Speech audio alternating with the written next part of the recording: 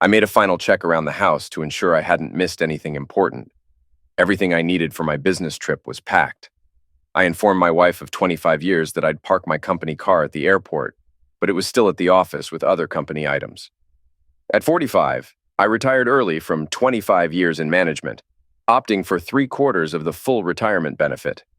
By annually investing my stock options into my company's retirement account, I avoided taxes and secured a substantial retirement check, surpassing my current salary.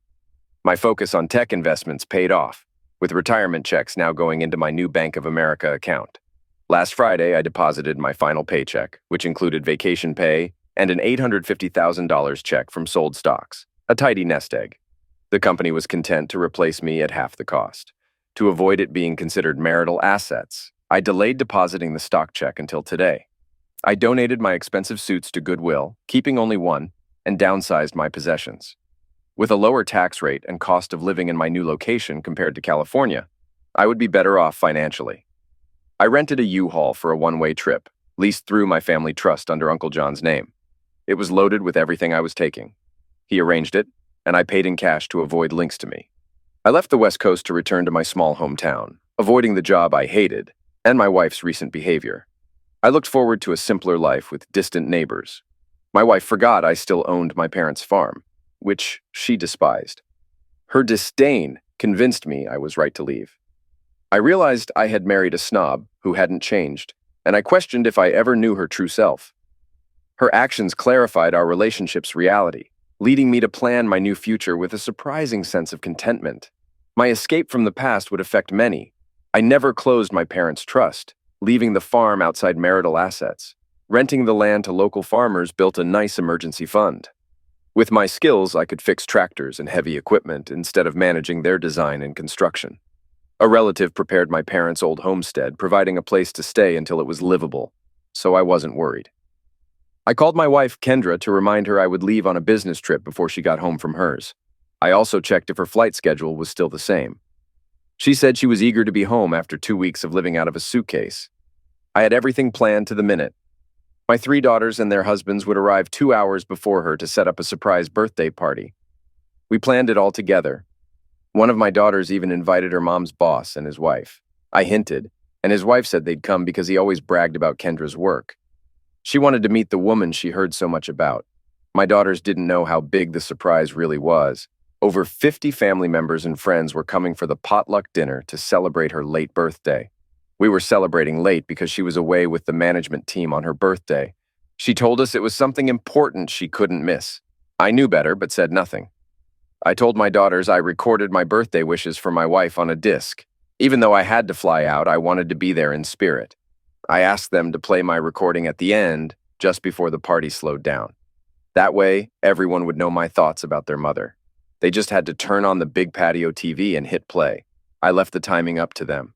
It was time to text my oldest daughter's husband to let him know I'd give him my new number when I arrived. I also gave him my new email address. We had worked together for a few years. David was one of the rising stars at my former job and met my eldest daughter through me. Being an accountant, he knew about my retirement plans. He thought I was doing this because I found out about my wife's affair. He doubted it until I showed him the investigator's report. He's the type who needs to see to believe. I felt some regret about tonight, mostly because David would learn a hard truth in an unpleasant way. But the truth had to come out. He suggested I remove all my contact information online, even closing my Facebook page, which I did once Kendra was on the plane home. He said to let her worry about the unknown. She may be my mother-in-law, but she deserves it after what she did. I agreed, because in our state, she gets half anyway. The last thing I did was send copies of our bank balances and a list of our small debts to my lawyer. According to the latest property tax assessment, our house was worth about $900,000. With my half, I could buy a new home and still have money left to furnish it. I tossed my cell phone into the garbage under the kitchen sink as I left our home for the last time. I ensured nothing I did would be noticed until after the party. Leaving Lodi, California after 25 years was sad. I was heading back to the Badlands of South Dakota as a nobody, just like when I left. Fewer than 10 people outside the family would miss me. Knowing my video would change many lives made me smile. I stopped at a cell phone store and bought a new phone, getting a local number for my new area. Back in the truck, I made one call. When a woman answered, I said, "This is the new number. I'm headed out." She replied, "Got it." I then shut it off to save the charge for emergencies. I looked forward to the drive east in mid-March before it got too hot. The countryside would be beautiful with the rebirth of spring. Kendra and I met at an Aerosmith concert years ago. She was a local California girl, and I was from out of state. We married a year later on the same day. My parents flew out for the wedding. I worked in research and development, and Kendra worked in importing and marketing. We had been with the same companies for years. Even now, Kendra turned heads when she walked into a room. She still had the same figure as when we married and dressed stylishly, showing off her best features. I couldn't say the same for myself. I had the typical dad bod with a pot belly and all. Kendra was eager to get home after spending 2 weeks with her boss and lover, Eric Hopper. She was sorry her husband Colin had to leave suddenly, but that happened often with two busy careers. Being with Eric was a nice break, but she looked forward to her normal routine. 2 weeks of sex every night was fun for a while, keeping her feeling young and appreciated. Still, she preferred making love with her husband twice a week regularly. After their private jet landed, she cleared the airport and got into her company car to drive home. When Kendra arrived, she was surprised to see her family there. All three of her daughters and their husbands had made it. Her eldest was 23, and the twins were 22. The big celebration was in full swing over the next few hours. Kendra loved the attention from family, close friends, and some coworkers. Kendra was surprised when her boss and his wife showed up. She had just spent 2 weeks with him. When she asked who invited them, her oldest daughter admitted it was her. She said, "Your boss always brags about you, and his wife wanted to meet you." This made Kendra feel special and proud. Finally, around 8 p.m., our three daughters congratulated their mother on reaching another milestone. "Mom," the twins said, "Dad didn't want to be left out, so he recorded a special message for you." They turned on the 80-inch TV and played the DVD. The crowd on the patio got quiet. Everyone heard my voice saying, "Happy birthday, dear." I talked about some highlights from the past year. I mentioned a few funny things before getting serious, like the birth of our first grandson, the marriage of our last single daughter, our last anniversary, and our plans for a second honeymoon. "It's been a busy year," I said. "I believe we, as a couple, are finally heading in the same direction. I was looking forward to romantic weekends like we had before the kids came along. Then I came home from a trip overseas and found this on our security system. It changed my whole world. I found out that my wife and I lived with two different realities." The video clip started playing, showing my wife and daughters talking about having lovers on the side without their spouses knowing. It got very quiet as the clip revealed their comments about their lovers, who they were, what it was like, what they did, and when. They even talked about covering for each other when needed. The first time I saw it, I was shocked. It seemed unreal to hear women talk about their affairs so openly. I had to watch it more than once to accept this new reality. It was interesting to hear how easy they thought it was to deceive their spouses. Kendra bragged that she had her third lover in the last 10 years. She said each lover brought her different and exciting experiences until she got bored. She proudly said she was already looking for her fourth. It was clear that their husbands had no idea how these women really viewed them. Keeping their spouses fooled was easy. They just had to make them believe they were the most important thing in their lives. The details they shared were quite revealing to some of the spouses who were also at the party. For many, this would be a night to remember. I came back on the screen to say, I wondered if they knew they were being recorded by our security system. If they did, they must have set me up. It was the sickest joke on me. If not, it showed their true feelings towards their spouses. Just their words weren't enough for me to believe what I heard, I said. But it did make me doubt. The next clip will show what I found thanks to the investigators I hired. The second clip showed my wife and her boss on their last business trip. It was filmed during the first week of their 2-week stay. It captured everything. The long hours lying naked on Vancouver's only nude beach, the hotel suite they shared at the Western Bayshore Hotel, the hotel registry showing them as Mr. and Mrs., their romantic horse and carriage ride around Stanley Park, whispering sweet nothings.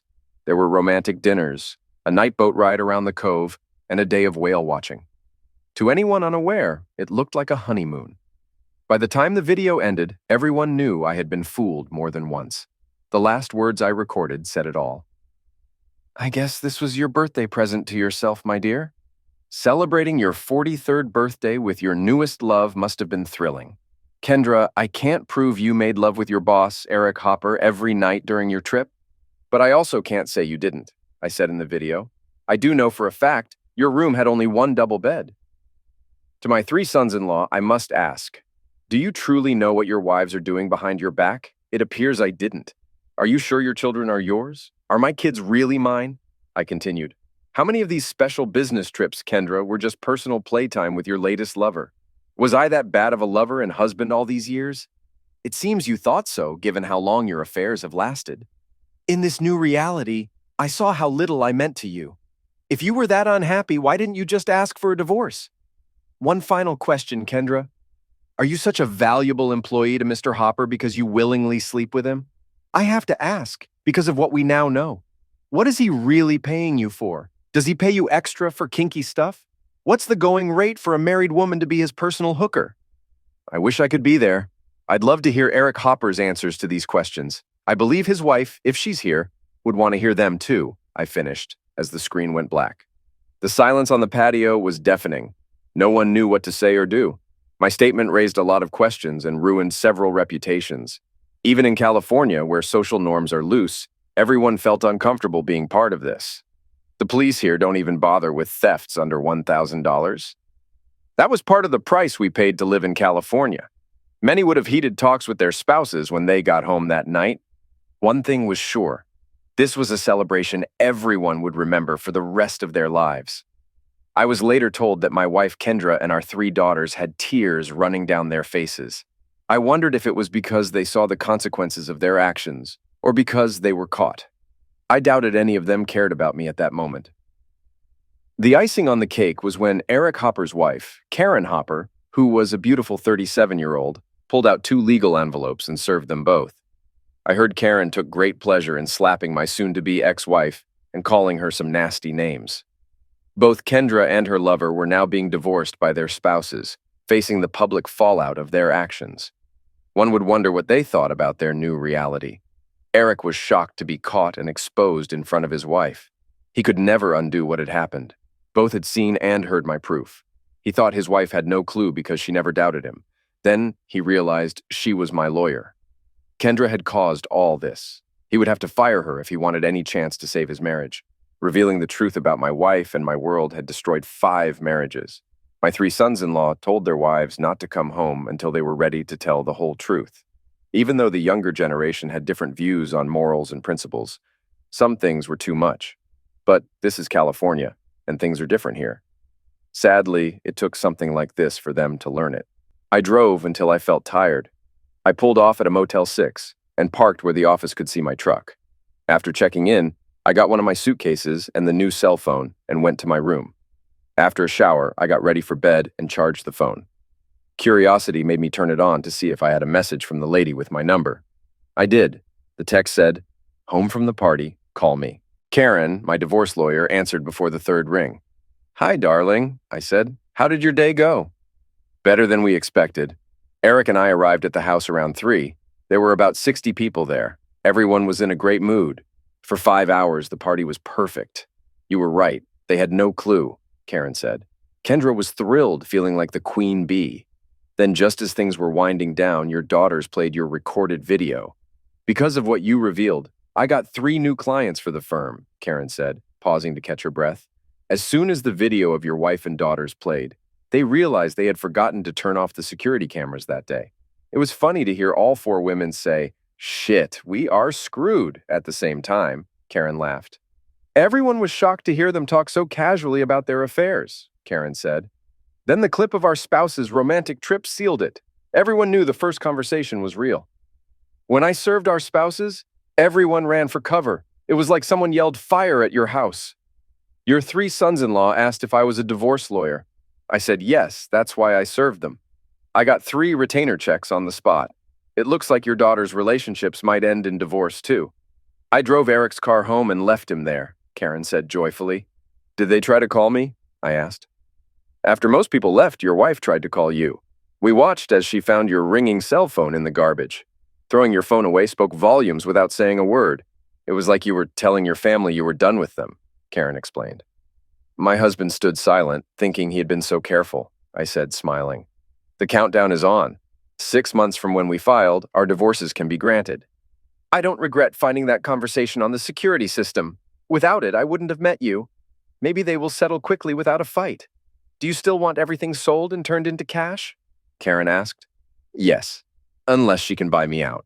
With so many people leaving California, that might be better for me if that's what she wants, I said. Tomorrow, she will start to panic. I'd love to see her face when she finds out you're no longer with your former employer, Karen said. I'll put my law practice up for sale tomorrow. I told my sister and her husband you're on the way. He's looking forward to meeting you.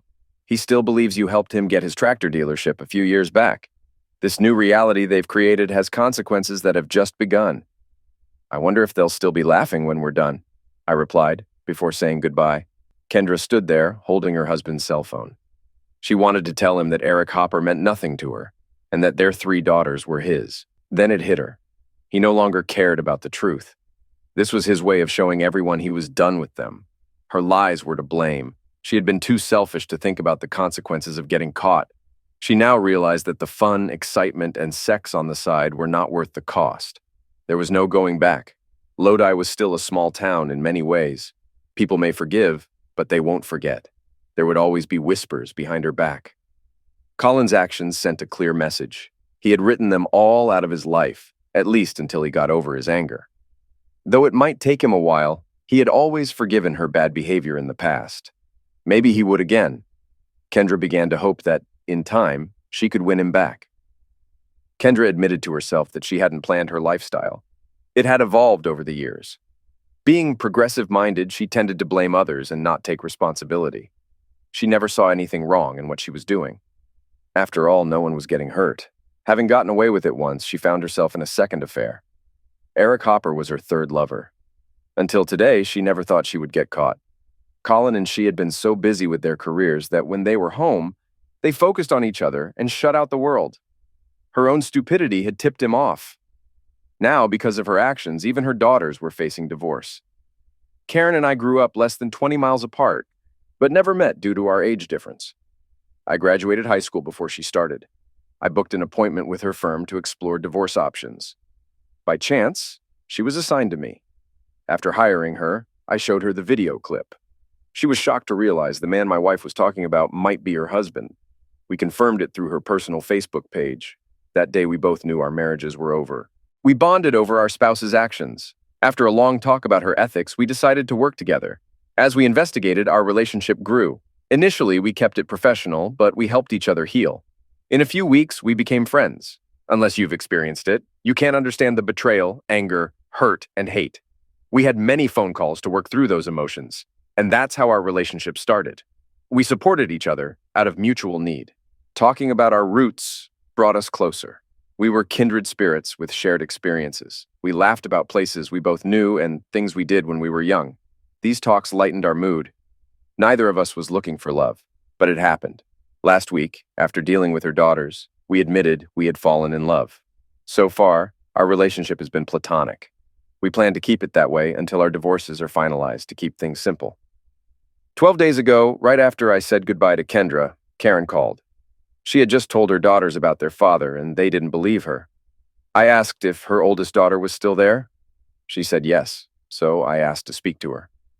I told her daughter that their mother was my lawyer and that I had evidence to show them. I explained that I didn't know who Karen was when I hired her for my divorce. It wasn't until she saw my evidence that we realized we had the same problem. I suggested they view the evidence before passing judgment. Karen's daughters came to my place about half an hour later. I showed them the house's security system and how it worked. You could turn off the outside cameras before entering the house, but if you forgot to turn off the internal ones, they would record any sound or movement. I thought they needed to understand this before seeing the video. Then I had Amber and Meadow watch the discussion between my wife and our daughters. They were shocked. Hearing their father discuss intimate details about his bed life with my wife was disturbing. This is what your mother saw after I hired her. Because of her ethics, she couldn't tell you how she knew, I explained. Right now, your father and my wife are in Vancouver on their fake business trip. I have investigators getting more proof. When my wife Kendra returns, she will be served with divorce papers. I had a long conversation with the 2 girls about the meaning of vows, emphasizing that while forgiveness is easy, rebuilding trust is the real challenge. I expressed concern that my daughters are learning from their mother's behavior, which Kendra admitted has been ongoing for years. This situation has made us question the sincerity of our marriage vows and view our marriage in a different light. I pointed out that our lives have been torn apart by these actions, and without our children, everything we knew would feel like a lie. Meadow, Karen's youngest, surprised me with her insight, noting that if our spouses respected us, they would have never betrayed us. After the conversation, I called Karen to share how it went. She later told me her daughters found her easy to talk to. Amber, Karen's daughter, mentioned that I remind her of her grandfather, making complex issues simple and understandable, a trait she associates with our shared rural background. Both Karen and I are realizing the value of the simpler life we left behind and are seeking to return to it, moving away from the constant rush and competition of our current lives. At 6 the next morning, I was on my way. I got back on Interstate 80 East. By tonight, I hope to be out of Nevada and into northern Utah near the Wyoming border. I was taking my time to see some sights I had always wanted to see. Surprisingly, I was at peace. That night, after checking into a nice inn, I checked my new email account. I had a message to call my oldest son-in-law. Thankfully, he gave his phone number. "Hi, David," I said. "Hi, Dad. Glad you called," he said. "I've got a lot to tell you. But first, where are you?" "I'm on the road licking my wounds," I said with a serious chuckle. "I'll tell that to the person who asked if I heard from you," David said. "It's been a crazy day. Kendra showed up at the office this morning demanding to know where you were sent. She decided to catch a plane to work things out with you. She still thought she could save the relationship," he continued. "When she was told you had retired, she asked for confirmation, so I was called to talk to her. I told her you had taken early retirement and were moving. She asked where. I said I didn't know. She called me a liar, saying you know where the retirement checks are sent or can find out," he informed me. "It went downhill from there. I had to get security to escort her out," he said. I shouldn't have laughed, but I did. "Oh, it gets better, Dad." "Carrie called and said her mom got fired right after Eric Hopper was served with your $5 million alienation of affection suit from a lawyer in Vancouver. She had to call a taxi to get home. Kendra went to a labor lawyer and gave him another case to deal with. They served him around 4 this afternoon," David explained. "Carrie wants to come home and see our son. I told her we are doing nothing until I confirm my son is mine. If she doesn't like that, she can take me to court. Carrie claims she hasn't slept with anyone since we married," he continued. I responded, "That is not what your own words claim in the recorded chat." "Well, at least they are not bothering me about it," I said with a chuckle. "I'm taking the time to see some sights I've always wanted to see. This impromptu vacation is turning out to be the best thing I've done in a while." "The question is, are you really going to divorce her, David?" "The twins were able to get their clothes and have moved in with Kendra," David said. "My wife is staying there too. No one wants anything to do with them. Right now, everyone's too upset to think straight. As for divorce, it depends on what the DNA proves. If he's not my son, there's no reason for us to stay together. Right now, it seems like I was sold a false story. She showed me only what she wanted me to see, like bait on a hook. I've had about 6 months to deal with my feelings. Believe me, it takes that long to figure out what you can live with. So, take your time and don't rush into anything," I said. "Time has helped me move on and restart my life. It's heading in a new direction, and I'm excited about it." "So you're not coming back," David said. "Only if one of my lawyers needs me for court," I said. "The place I'm moving to has lower taxes and cost of living, so I'll be ahead financially. Plus, the CEO wants me to work as an advisor sometimes. I can do that from my new home with a secure line and my computer, so I'll never be completely out of it." I told him I'd do it as long as I didn't have to wear a suit or tie. "Well, Dad, they already miss you here," David said. "I heard that people would bring you their ideas and you'd point out what was good and what could go wrong. Is this your new cell phone number?" "Yes, it is, but for now, keep it to yourself," I said. "One last thing. Next time you talk to Kendra, tell her she can go back to one of her other friends with benefits. After all, they accepted her before. If she argues, just say, 'For the last 10 years, you've shown he was just your backup plan.'" I didn't know it then, but David recorded our conversation and sent it to my wife and daughters. I would later learn that Kendra was not impressed. She thought I had no right to advise my son-in-law about anything. After all, I was just a man. My daughters were starting to see the cost of following their mother's lifestyle. Each of their husbands wanted as little contact with them as possible. They were beginning to turn on their mother. The next call was to Karen, who was excited to hear from me. She and her staff had been swamped with 5 more divorce cases because of my wife's surprise birthday party. It seems that one or two of Kendra's former partners had been discovered. She knew about Kendra's firing and said it was Eric's attempt to reconcile, but she wasn't interested.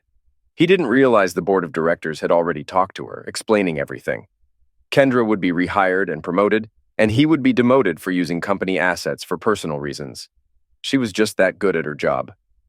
Karen told her daughter she was moving back to South Dakota after her divorce. If they wanted to stay in California, they'd need to find their own place or live with their dad. She said, "I've reached the age where I want a simpler life." Meadow asked, "Is it because you've fallen in love with Colin Waite?" Karen replied, "I have, but we haven't acted on it. We haven't acted on it yet, but I had to explain our story." Meadow said, "I hope it makes you feel young again." Karen said, "It does." She invited them to join her when she moved, adding, "You are old enough to decide what kind of life you want. Learn from what I'm dealing with." I realized Kendra would struggle to find another man like me due to the publicity of our breakup. Her actions had ruined her chances for an honest, loving relationship. I wondered how long it would take for her to realize that. Around lunchtime, I pulled into my hometown. It had taken over 3 days to get here. I found a small diner and went in to eat before heading to the farm. During my last week at work, I had arranged for the electricity to be hooked up. I was waiting for my burger and fries, drinking coffee. "Son of a witch, is that you, Colin Waite?" an old-timer said as he walked in and sat down at my booth. "It's good to see you, son. You're looking good." "Thanks, Uncle John. Where's your wife?" I responded with a smile. "She and our daughters are at the house getting it ready. I had to fix some minor plumbing problems. The house is almost move-in ready. They cleaned it up, got the fridge repaired and working, and replaced the fuses on the old stove. You'll probably want to update and modernize." "We now live in town, as Robert and his wife have taken over the farm." "Good. Order some food on me and we'll catch up," I said. It was nice to be back with my family. Before heading to my childhood home, I stopped at the local grocery store to pick up basics. It was surprising how much cheaper food prices were here. I filled 2 carts by the time I got to the checkout. The cashier and I had gone to school together, so we caught up as she rang me through. When I arrived at my family home, I was surprised at how good it looked from the outside. My aunt and cousins came out to greet me and helped bring in the groceries. Once we put them away, we made coffee. After they left, I took a closer look at the house. Uncle John was right. I would need major updates. I called him for names of good construction crews. 2 hours later, he brought them to the house. This gave me time to unpack. After looking over the house, we decided it would cost less to build a new one. The old house needed all new electrical wiring and plumbing. The barn was in good shape. With a new roof, some boards replaced, and a paint job, it would be like new. The stalls would be removed so I could use the barn as my shop for tractor and heavy equipment repairs. That night, I called Karen and told her what I learned. We decided on a 1-floor house with a small, cold cellar for storage, built on a 4-foot crawl space, double insulated for the cold winters. I promised to visit her brother-in-law's dealership the next day. I called the contractor and told him what I wanted. He said he had some plans he would bring over after work. I returned the rental truck and went to the nearest car dealership. I bought a nice, slightly used Ford truck with low mileage, got it transferred and insured. Before returning the rental, I went to the bank, made a deposit, picked up a few blank checks, and ordered some. The difference in gas prices shocked me. Here, it was much cheaper. I then went to introduce myself to Karen's older brother. It turned out we had gone to high school together. He offered me a job on the spot. I could start when I was ready. I told him about my plans and my ongoing relationship with the corporation. He teased me about his sister and my relationship. He said he never really understood his sister's first husband. I agreed with him. The contractor and I agreed on a price for building a 4-bedroom home with a large 2-car garage behind the old house. We decided on a new septic system and gas for heat, water, and cooking, with a large gas generator for backup electricity. The house would feature an open floor plan, a laundry, mudroom with garage access, and a double-insulated crawl space. The cost would be covered by my divorce settlement. After updating Karen about signing the contract for the new house and meeting her brother, David called to inform me that Kendra hired a private firm to find me, thinking we could work things out.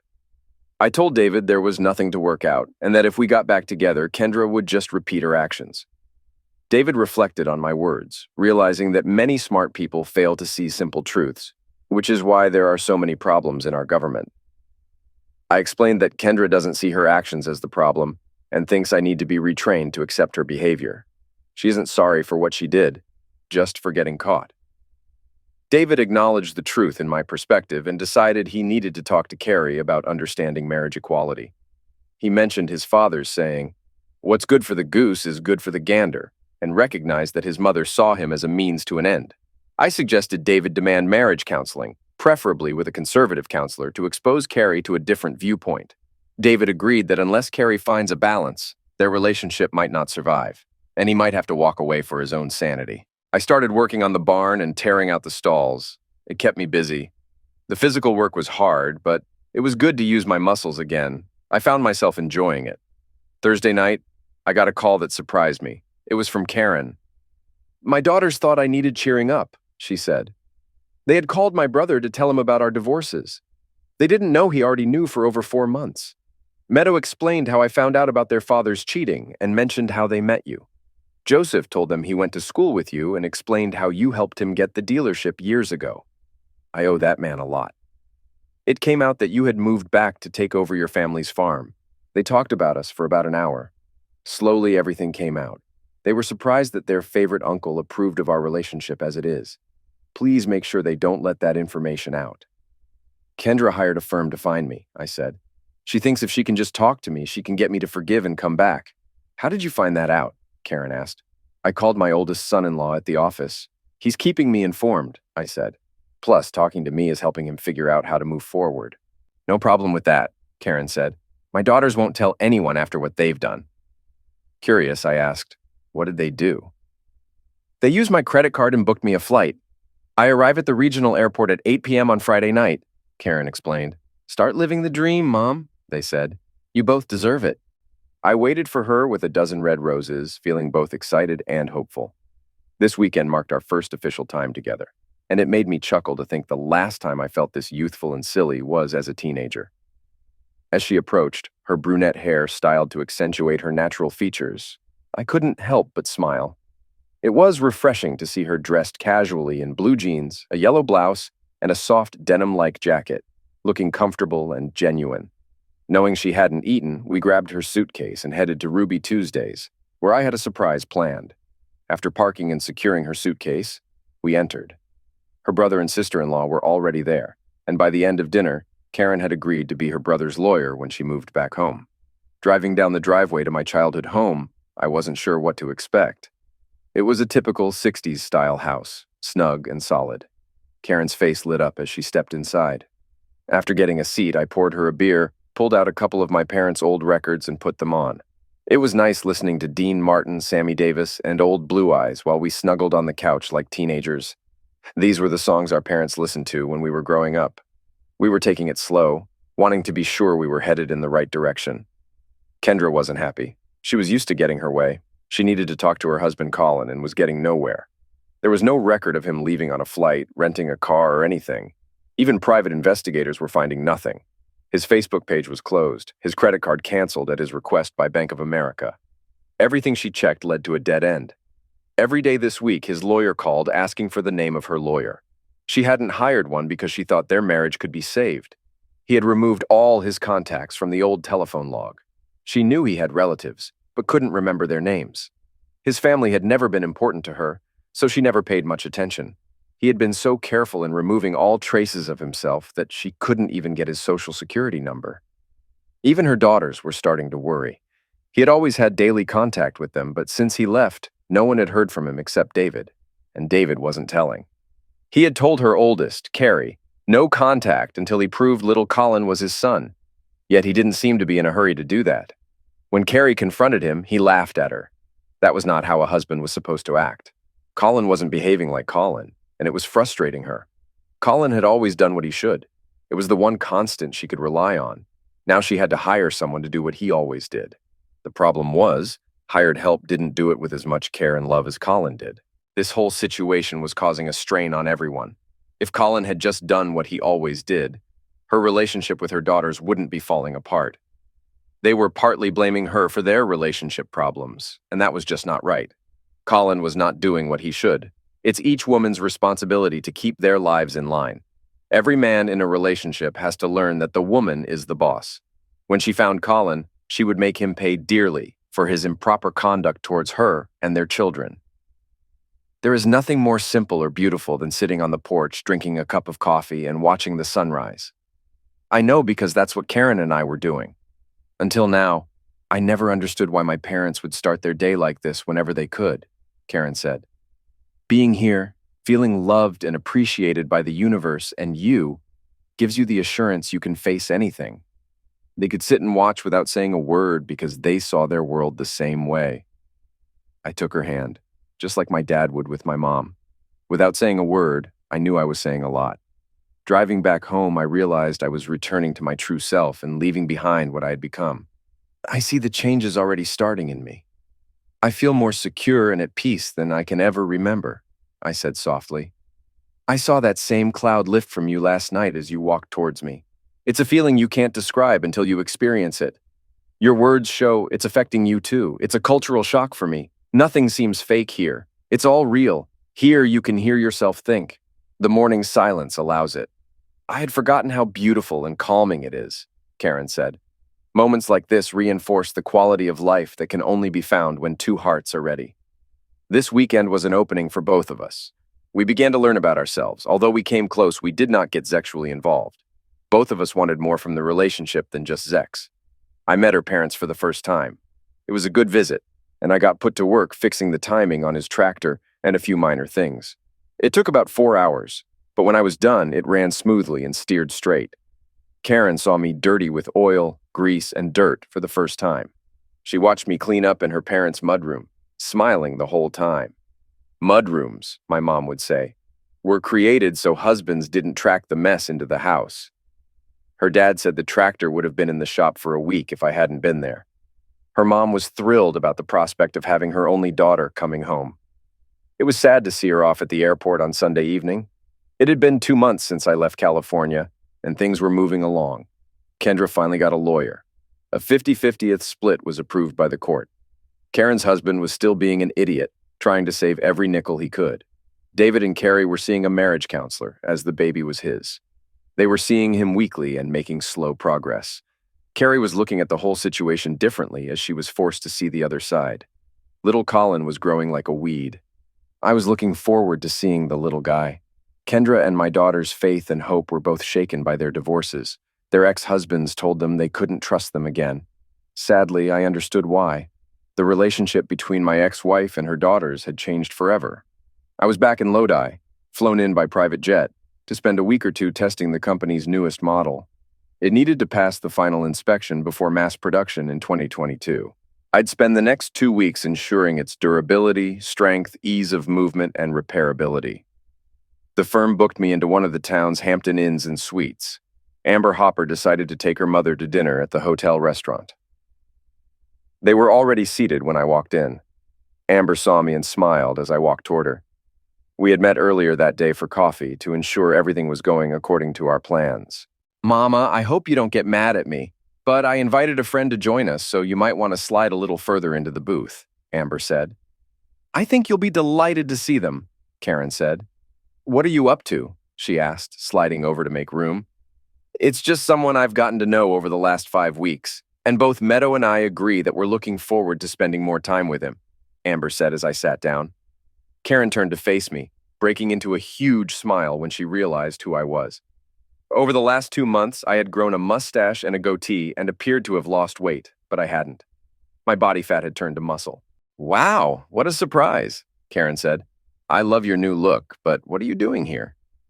First of all, I'm going to have a nice dinner with my girlfriend and her daughter. During the meal, I'll explain, I said. Amber, thank you for helping me pull off this little surprise. Just as we were starting to order, Meadow showed up. I hope I'm not too late, Meadow said as she sat down. I had to work a bit longer than I planned. During the meal, I explained that I was in town to test a new model planned for release in 3 years. The biggest change was that the huge tractor would run on natural gas. If it met our expectations, farmers could build a refill station on the farm at the cost of labor. The equipment cost would include the fixtures for the refill pump. Since natural gas is cheaper and cleaner than gasoline, we thought we had a very marketable product. If the test model succeeded, the company would offer it as part of a new line. Just before we ordered dessert, Karen's daughters asked a question. Do you two hope to be settled in South Dakota before school starts in September? Karen said yes. Why? How far is Vermilion from your new home, Mom? Amber asked. About 40 miles from the farm. Why? I start working on my MBA at the University of South Dakota this fall. Can I live with you guys? If not, I can stay at Uncle Joseph's. I chose that school because it's one of the cheapest in the country, and I can cut down my living costs. Karen was smiling while holding back tears. I took her hand and held it tightly. Karen said quietly, "You were right. We are building a new 4-bedroom house. It'll be finished next month," I added.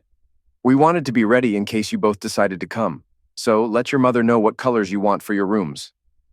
"You were planning on us coming," Meadow said. "More hoping," Karen said. "We wanted you to make the decision on your own. If I forced you, you would blame Colin. He would end up paying for it because of the resentment." "How did you figure that out, Mom?" Amber asked. "Colin asked if I trusted you two to make the right decision for yourselves. I said yes," she explained. "He said, then let them, because your relationship with me is stronger than with your dad." Amber and Meadow looked at me puzzled. Then Amber spoke. "That first night you sized us up. By the time we left, you knew what we would do, didn't you, Colin?" "I knew you were going for further education, Amber, and that it could be anywhere. Meadow was my focus. When she mentioned respect, I knew how it would turn out," I explained. "The hardest part was reminding your mother that it would all turn out right. The unknown is always tough, but time reveals the needed answers." We had just finished dinner and were leaving. Karen and I were going to see a movie. Amber and Meadow were heading home. That was when Kendra spotted me. She was driving in as I was opening the car door for Karen. It took her a few minutes to recognize me because of my new look. My lifestyle had changed. I no longer sat behind a desk. By the time she realized it was me, we were gone. I had gotten slimmer working on the barn, installing a wood stove for heat in it while doing a general cleanup. I had formed firmness in my muscles that I hadn't had in years. The old pot belly I had carried for years was long gone. I now had a slender build and looked younger than I had in years, as the stress I carried was gone. In a lot of ways, I had been reborn. Parts of my soul that had been hidden by my relationships over time were coming out, as if they had been set free. I dropped Karen off after the movie and returned to my suite after leaving a request for a wake-up call in the morning. Security recognized me and signed me in so I could get my first look at the finished new design. It was this that I had enjoyed the most, seeing the finished product ready for final approval before mass production. Research and development can be quite boring, but seeing the finished product in its glory made it worth it. I got at it and was already into testing it before the rest of the team showed up. I had already discovered a couple of minor things that needed changing and had rerouted the feeding line so it wouldn't be affected by the direct heat. I had even written them up for the final report. Everybody was surprised and pleased with how good I looked. The president came in when I was using the test tractor to haul and push back 2,000 pounds. It handled and maneuvered with ease, especially through the mud bed we had formed for this test. He had to laugh seeing me in a pair of blue jeans, wearing a white t-shirt and a blue baseball hat backward, working that huge tractor like I owned it. The gears changed smoothly. The tractor's arms could hold the weight we required it to. I tried to tip it numerous times, but failed in every attempt. I even drove it on 2 wheels off a ramp, and it came back down on all 4s just like it should. The balance in this piece of equipment was excellent. "Colin, you're still the man," the president said. "If you could turn this tractor on your head, you would. What's your first impression of this beast?" "If it can take what I will put it through, it's going to be in the top 5 that we have ever designed. So far, besides a couple of minor adjustments, it's passing with flying colors. An added plus is that it uses less fuel than a normal diesel engine," I said as I offered my hand. "Good to see you again, Pete," he said with a smile. "We would give you your old position back if you want it. But by the way, I understand why you moved on. Where did you find the fountain of youth?" Little did he understand that he had discovered the secret to my evaluating a new product. I treated it the same way I did my first truck, like the piece of junk it was. By the end of the day, I said it had held up good, 1 down 9 to go. It was almost 7 before I got back to my hotel. As I entered the lobby, I spotted my daughter, Carrie, and her husband, David, waiting. Carrie was holding little Colin. I walked in looking like I needed a shower as I was covered in dry mud from head to toe. Carrie spotted me and walked towards me. "Hi, Dad," she said. "You're looking really good. Do you have time to talk to us or not?" I looked over at David and caught his signal. So I said yes, but let me go have a shower first. Then David joined us. Look, you two can wait here or come up and wait in the suite that has a kitchen, I said. We can order food to be brought up, or we can eat down here. Either way is fine by me. Let's go to your suite and order the food while you're showering. Then we can have a private talk that's long overdue, Carrie said. So that's what we did. We ordered what we wanted through room service. Then I went for a quick shower. As I was getting dressed, Karen called. So I told her what was going on and promised to call her back when I was done. I cracked open a bottle of Crown Royal and poured us all a drink. The kids wanted Coke, and theirs I added just a bit of water and gave it a stir.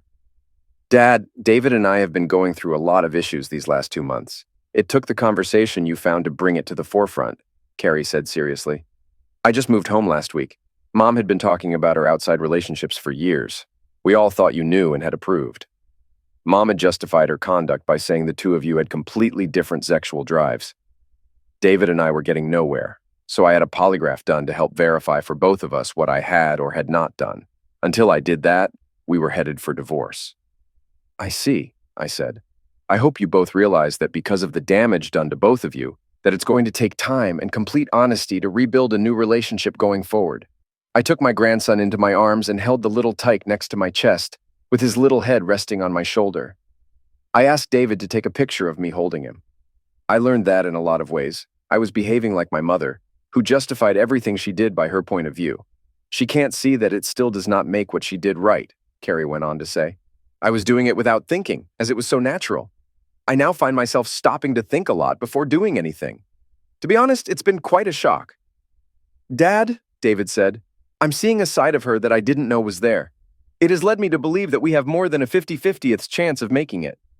Just remember, it takes time, honest communication, and a heart and mind that really listens, I said.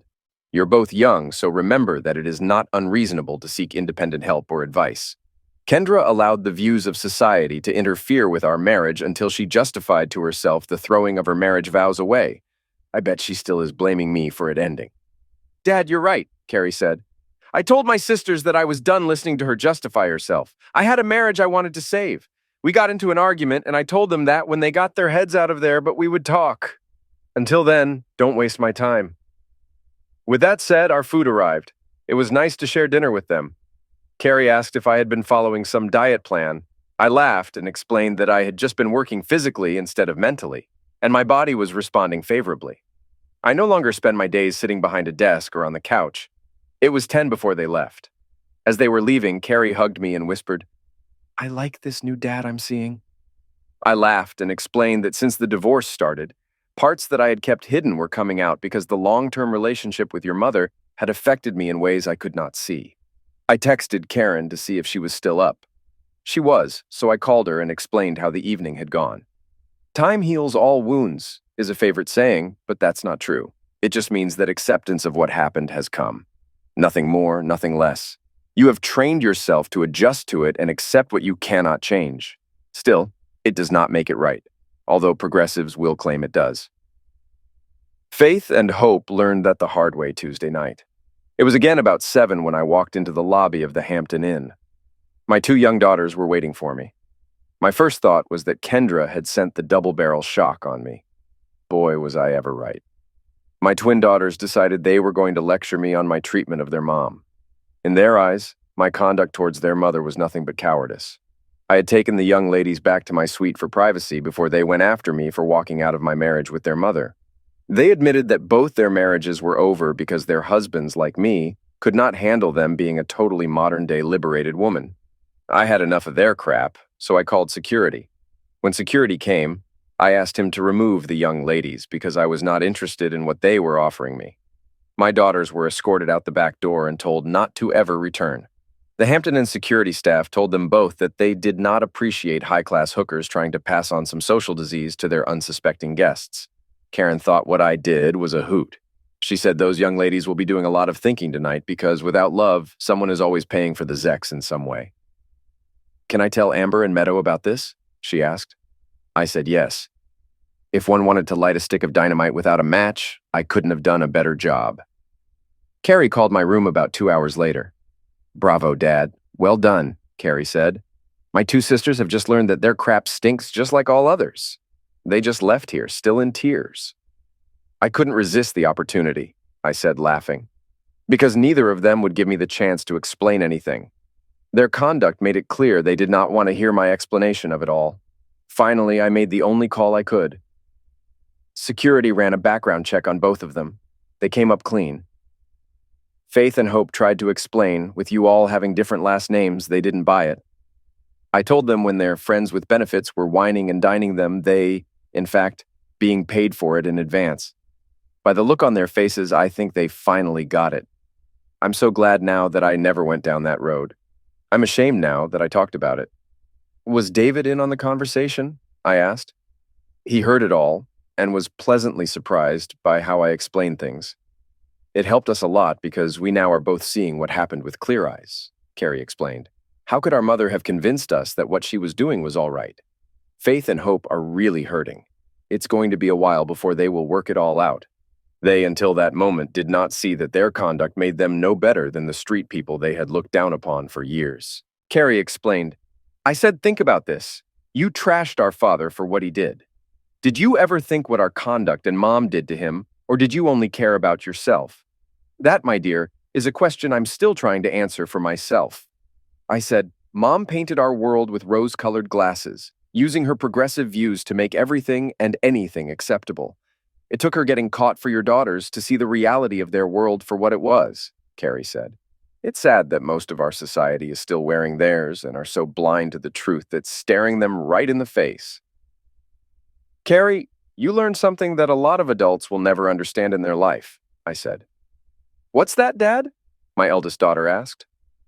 The skill, ability, and knowledge to think logically about even the simplest things, I replied. That is what makes your mother and my walk in life so different. Welcome to my world. Too bad you had to learn it the hard way. Wednesday night, I went to Karen's for a family dinner. The girls wanted to start planning for the move and how we were going to get it done. I told them what I had learned from Carrie the previous night. After dinner, we did the dishes. I washed, the girls dried and put away. The girls finally caught us kissing seriously. They kept teasing us about it for the rest of the evening. Karen and I were out getting ready to enjoy a private dinner at a restaurant down by the pier on Friday evening. We were sitting across from each other, looking into each other's eyes, having a drink before ordering when the twins walked in. The host approached us. Your daughters noticed you missed her weight, and were wondering if you would allow them to join your table, the host said. I hesitated, but Karen said, Yes, we would like them to. I stood up and moved over to sit down beside her. You can't leave things the way they are with them. No matter what, I know you don't like them right now. But you still love them, Karen said. So you have to hear them out. Whether I liked it or not, Karen was right. We watched as the hostess brought my daughters to our table. By their look, we both realized they had a lot on their minds. I waited until they sat down. Faith and Hope, let me introduce you to Karen, who not only is my lawyer, but now my girlfriend, I said firmly. If you're here to berate me some more, please just leave. Dad, we deserve that, Faith said. We had a long talk with Carrie Tuesday night. She was brutal with us and pulled no punches. We went there expecting some support. What we got was the truth shoved down our throats. By the time she was through with us, we knew just what our own conduct had shown about ourselves. It really does not paint us in a good way, Faith added. Carrie showed us that we were getting paid for our services like a hooker, but in a different way. We talked about our conduct between ourselves and came to the understanding that a lot of street people do it for money to survive, not by choice, Hope explained. We did it because we thought it was fun and believed that we were doing no wrong. It makes our actions a lot worse. When we got home, we confronted Mom about it. We ended up in a huge argument. Mother ended up saying we had been listening to too much of your conservative bullcrap, Faith said. Mom, in one of her rants, said, So what if others got hurt? They should learn to grow up. In our society, the only wrong is getting caught. There are no consequences for social crimes. Look at our federal government. We have some of the biggest politicians making money illegally, and nothing happens to them. It shows the laws only apply to some, Hope said. Nothing is black or white, Faith said. Each of us has the right to live our lives as we see fit. Mom still has no remorse or guilt. That's when it hit us. We teach our students what is right and wrong, but we have blurred what that is by our own conduct. We are down here today because we found a 2-bedroom furnished apartment nearby that we have rented for 6 months. It's reasonable and close to the school we both teach in. We both figure it's the first step in rebuilding our lives. It's time for us to stop living Mother's lies and find out who we are without her influence. Hope and I will be moving in tomorrow since Mom is going to be busy with some political party thing, Faith added. When we saw you, we both realized we had to apologize to you because we were so wrong. Dad, you really had no choice but to do what you did. We see that now. If you had faced us directly, it would have been 4 against 1, Hope said. You knew we had to work through it in our own way. Sometimes you just have to allow things to work out on their own. I said, you were already forgiven because I saw your behavior as being influenced by your mother. Kendra, I will forgive, but will never give her a second chance again. Her actions have always been self-centered and deliberate. With that said, I handed them my cell phone and asked them to add their contact information in. They did and added my new number in theirs. What area is the phone number for? Hope asked. South Dakota, I said. OMG, you moved back to Grandpa's farm, Faith said with a huge smile. He would be so proud. You know the farm? Karen asked. Yes, Dad made sure the 3 of us spent every summer there growing up, Hope said, until we started high school and developed the typical teenage attitude. We all learned to drive on Grandpa's tractor. Dad always drove us out and brought us back. He talked to us every night while we were there. We never heard from Mom the whole time we were gone. We learned that with her, it was out of sight, out of mind. Grandma used to say Mom was the shallowest person she ever knew. So, Dad, why are you in town? Karen, can we get your cell phone number? Dinner turned into a celebration. The twins learned about the new house we were building and why I was in town. They found out Karen had 2 daughters a few years younger. While we were eating, Hope got a text from her older sister asking if they were okay. Hope texted back, having dinner with Dad and his girlfriend Karen. Faith and I will stop by afterward to explain everything. We were walking the pier, taking a relaxing stroll, amazed at how things were slowly working out. I'm surprised, Karen said. You're moving away from them, forcing them to work most of it out on their own. My dad said, give a person enough rope and they'll hang themselves, I said. It's true. Their own behavior, pointed out by their own gender, exposed what they really were. If I had been here, it would have been 4 against 1. This way, they were against themselves. Their own sense of honesty and morality brought them down. Evil doesn't exist if it's not supported by someone carrying out the desires of others, Karen said. Too many in our society blame others, not themselves. In many ways, I was their scapegoat. I couldn't go along with what they did because, in my eyes, it was never right, I said. To Kendra, that was a weakness to use against you, Karen said. I see it as one of your strengths because your actions show who you are. You could never be a follower, blown by the whims of those with no morals. You're solid and stand your ground. Kendra came home expecting to see her twin daughters. The political event on Saturday had taken longer than she expected. She wanted to suggest they go out for the evening. She thought about their last argument and realized she had gone too far. It had gotten nasty because she saw some of their father's traits in them, and she couldn't allow that. She had just thrown her purse on the counter to get a Coke out of the refrigerator when she saw the 2 house keys sitting on the counter on top of a short note. We have moved out. We don't like what you helped us to become. Good luck with your life. We have blocked your number. It was signed by Faith and Hope. I haven't heard from them since Tuesday night when Dad had security throw them out of the Hampton Inn, Carrie said, wanting to see how her mother would react. Why did he have them thrown out? Kendra asked. They wanted to tell him how badly he treated you. They went after him like they were trying to cut him down, Dad said to himself. I had enough of this and called security. When they showed up, he told them he wasn't buying what they were trying to sell, Carrie said. Security escorted them out the back door because they thought they were high-class hookers, but they're not. And you know that, Kendra said, looking worried. When they showed up here in tears, they told me their story. Do you want to know what I said to them, Mother? Carrie asked seriously. Yes, maybe I do, Kendra said.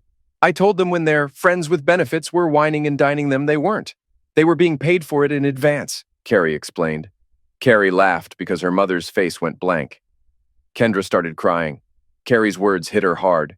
She knew she could never speak to her husband Colin again directly, or be alone with him. What Carrie said was her father's truth. Kendra realized it right away. Without saying a word to any of them, it destroyed them all.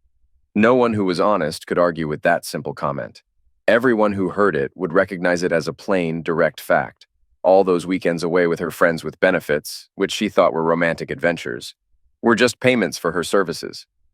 Colin refused to put any spin on the raw truth. It took her 12 weeks to understand what he said on the video the night she came home from Vancouver.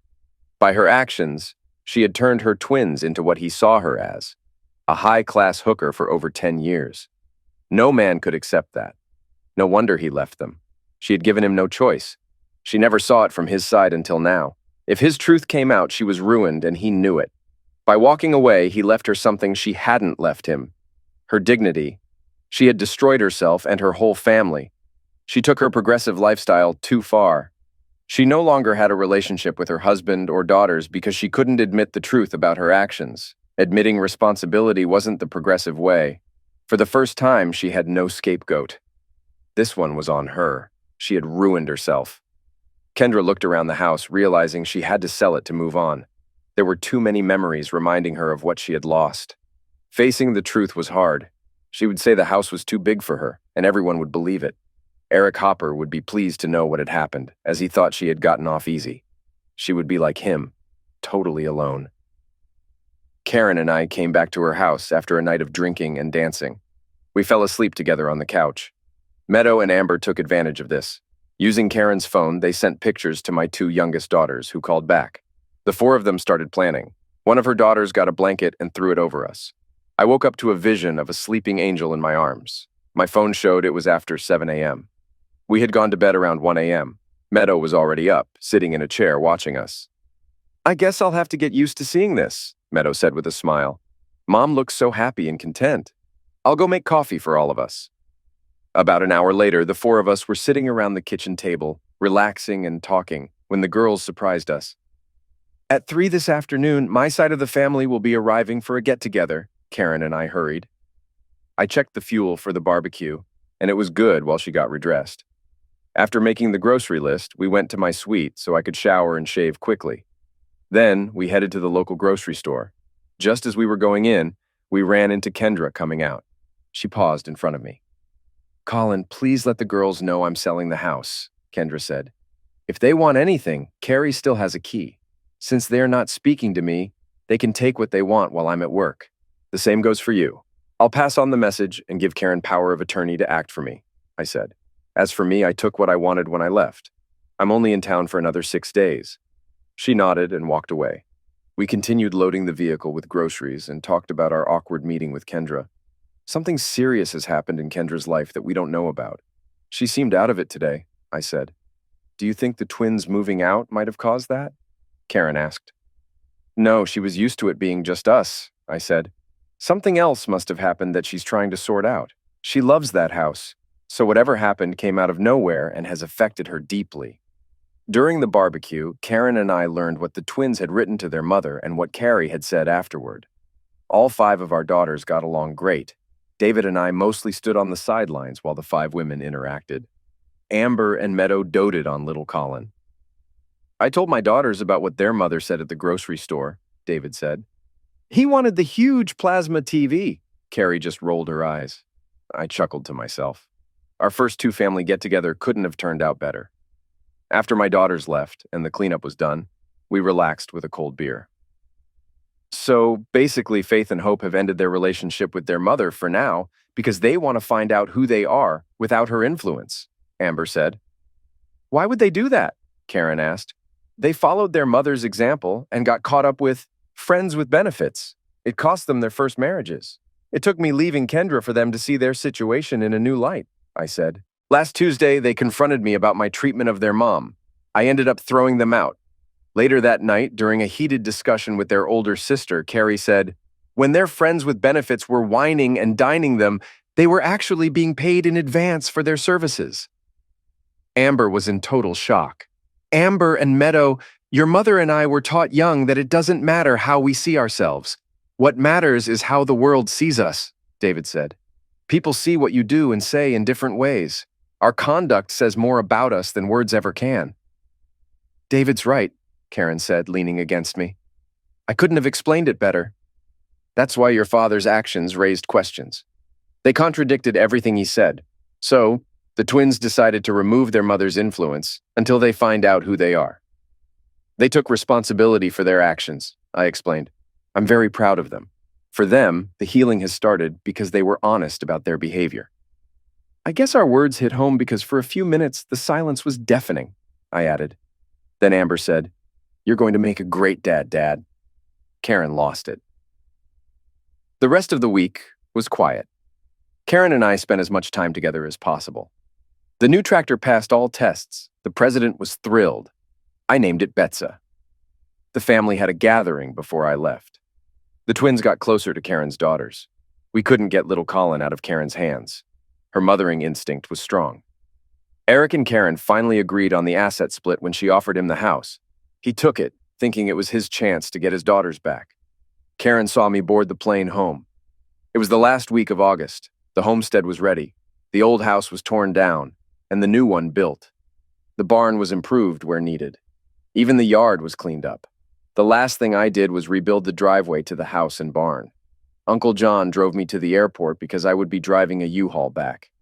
Karen sold her practice, and an associate would finalize the divorce early in September. Over the last month, there were multiple deliveries to the farm. Uncle John helped set up the new furniture and took what we didn't need from Mom and Dad's stuff to Goodwill, or found someone who could use it. It was nice to see neighbors helping neighbors again. Karen met me at the airport that Friday around 6, with the biggest smile I'd ever seen. Amber and Meadow were with her. After giving Karen a long overdue kiss, I got down on one knee and proposed to the delight of her daughters.